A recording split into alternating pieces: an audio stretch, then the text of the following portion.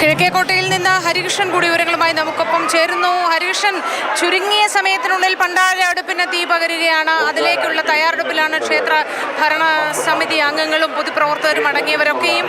നമ്മൾ അതിനായി കാത്തു നിൽക്കുകയാണ്. അവിടെയും ഇതേ കാത്തിരിപ്പിലാണെന്നറിയാം. ആകാംക്ഷയോടെയുള്ള ഭക്തജനങ്ങളുടെ കാത്തിരിപ്പ് അല്ലേ? അതേ മോദി, ഈ കിഴക്കേക്കോട്ടയിൽ ഈ മുന്നൊരുക്കങ്ങളെല്ലാം പൂർത്തിയായി കഴിഞ്ഞു. അതായത് ഓരോരുത്തരും രാവിലെ വന്ന ഉടൻ തന്നെ അവർക്ക് വിഭവങ്ങൾ ഉണ്ടാക്കുന്നതിന് വേണ്ടിയുള്ള മുന്നൊരുക്കങ്ങൾ ആയിരുന്നു. അതൊക്കെ പൂർത്തിയായി കഴിഞ്ഞു. അതിനിടയ്ക്ക് പുലർച്ചെയുള്ള ആ സമയത്ത് പത്മനാഭസ്വാമിയെ പോയി കണ്ടു, ദർശിച്ചു. അതിനുശേഷം സ്വന്തം ഇരിപ്പിടങ്ങളിലേക്ക് തിരികെ എത്തി പൊങ്കാല അർപ്പിക്കുന്നതിന് വേണ്ടിയുള്ള തയ്യാറെടുപ്പുകളായിരുന്നു. 10-15 എന്ന ആ സമയത്തിന് വേണ്ടി കാത്തിരിക്കുകയാണ് ഓരോ ഭക്തയും.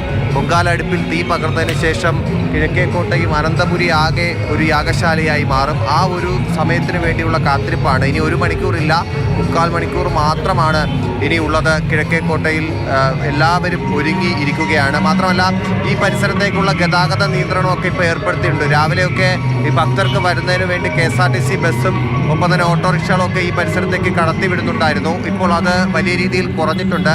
കിഴക്കേക്കോട്ടയിലെ പ്രധാനപ്പെട്ട റോഡിൻ്റെ ഇരുവശത്തും നമുക്ക് പത്മനാഭസ്വാമിയുടെ മുന്നിലെ ആ റോഡ് കാണാം, ആ ദൃശ്യങ്ങളിൽ കാണാം. ഒരു ഭാഗത്ത് കച്ചവടക്കാർ, ആ കച്ചവടക്കാർക്ക് മുൻവശത്ത് അടുപ്പ് കൂട്ടി ഭക്തർ കാത്തിരിക്കുന്നു. അതിന് നേരെ എതിർവശത്ത് കടകൾക്ക് മുന്നിലായി 3-4 വരി അടുപ്പ് കൂട്ടിയിട്ടുണ്ട്. അവിടെയൊക്കെ ഭക്തരെല്ലാവരും കാത്തിരിക്കുകയാണ്. അതിനിപ്പുറത്ത് എനിക്ക് ഇപ്പോൾ ദൃശ്യങ്ങളിൽ പത്മനാഭസ്വാമി ക്ഷേത്രത്തിൻ്റെ മുൻവശത്താണെങ്കിൽ കിഴക്കേക്കോട്ടയിലെ ആ ബസ് സ്റ്റാൻഡിൻ്റെ പരിസരമൊക്കെ എനിക്കിവിടെ നിന്നാൽ കാണാൻ സാധിക്കുന്നുണ്ട്. ഇവിടെ റോഡിൻ്റെ ഇരുവശത്തും ഭക്തരെ കൊണ്ട് നിറഞ്ഞിട്ടുണ്ട്. കഴിഞ്ഞ വർഷത്തേക്കാൾ പൊങ്കാല അടുപ്പുകൾ ഇപ്രാവശ്യം കൂടുതലാണെന്ന് തോന്നുന്നു. കഴിഞ്ഞ പ്രാവശ്യം റോഡിൻ്റെ ഇരുവശത്തും ഉണ്ടായിരുന്നെങ്കിൽ ഇപ്പോൾ 2-3 ലൈനുകളിലായാണ് ഇപ്പോൾ ഭക്തർ പൊങ്കാല ഇടുന്നത്, അടുപ്പ് കൂട്ടിയിരിക്കുന്നത്. അപ്പോൾ അത്രത്തോളം ആളുകൾ കിഴക്കേക്കോട്ടയിൽ എത്തിയിട്ടുണ്ട്. അതിനുവേണ്ട സംവിധാനങ്ങളും സൗകര്യങ്ങളും പോലീസും മറ്റ് സന്നദ്ധ സംഘടനകളും ഒരുക്കിയിട്ടുണ്ട് എന്നുള്ളതാണ് മറ്റൊരു പ്രധാനപ്പെട്ട കാര്യം. ഈ ഗാന്ധി പാർക്കിൻ്റെ മുൻവശത്ത്, ഒപ്പം തന്നെ സെൻട്രൽ ബസ് സ്റ്റാൻഡിൻ്റെ പരിസരത്ത്, ഗാന്ധി പാർക്കിൻ്റെ പിൻവശത്ത് ചാലയിലേക്ക് കടക്കുന്ന ആ പ്രധാനപ്പെട്ട കവാടമുണ്ടല്ലോ, ആ ഭാഗത്തൊക്കെ പത്മനാഭ തിയേറ്ററിൻ്റെ മുൻവശത്ത് അവിടെയൊക്കെ പൊങ്കാലക്കലങ്ങൾ ഇതിനോടകം നിറഞ്ഞു കഴിഞ്ഞു. മാത്രമല്ല, ചൂടുണ്ട്. ഇന്നലത്തെ അന്തരീക്ഷമല്ല ഇന്ന്. ചൂടിൻ്റെ കാഠിന്യം ഒരല്പം കൂടുതലാണെന്ന് തോന്നുന്നു. ഞങ്ങൾക്ക് ഈ കോട്ടയുടെ മുകളിൽ നിൽക്കുമ്പോൾ ഞങ്ങൾക്കത് അറിയാൻ സാധിക്കുന്നുണ്ട്. അപ്പോൾ ആ റോഡിൻ്റെ ഇരുവശത്ത് കാത്തിരിക്കുന്ന ഭക്തരുടെ കാര്യവും നമ്മൾ പരിഗണിക്കേണ്ടതാണ്. എല്ലാവരും തലയിലൊക്കെ തോർത്തിട്ട് ചൂടിനെ മാറ്റാൻ, മറ്റുള്ളവർ കിട്ടുന്ന തണലത്ത് ഏതെങ്കിലും ഭാഗത്ത് തണലുണ്ടെങ്കിൽ ആ തണൽ നോക്കി മാറിയിരിക്കുന്നുണ്ട്. ആ ഒരു സമയത്തിലേക്കാണ് 10-15 എന്ന ആ മുഹൂർത്തത്തിലേക്ക് കടക്കുന്നതിന് മുമ്പ് ബാക്കി തയ്യാറെടുപ്പുകളെല്ലാം പൂർത്തിയായി.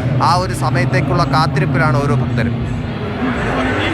തീർച്ചയായിട്ടും എല്ലാവരും കാത്തിരിക്കുന്നു. പൂജ കാത്തിരിപ്പ് ഇനി നിമിഷ നേരം കൊണ്ട് അവസാനിക്കുമെന്നതാണ്. പിന്നീട് ആഗ്രഹ പൂർത്തീകരണമാണ്.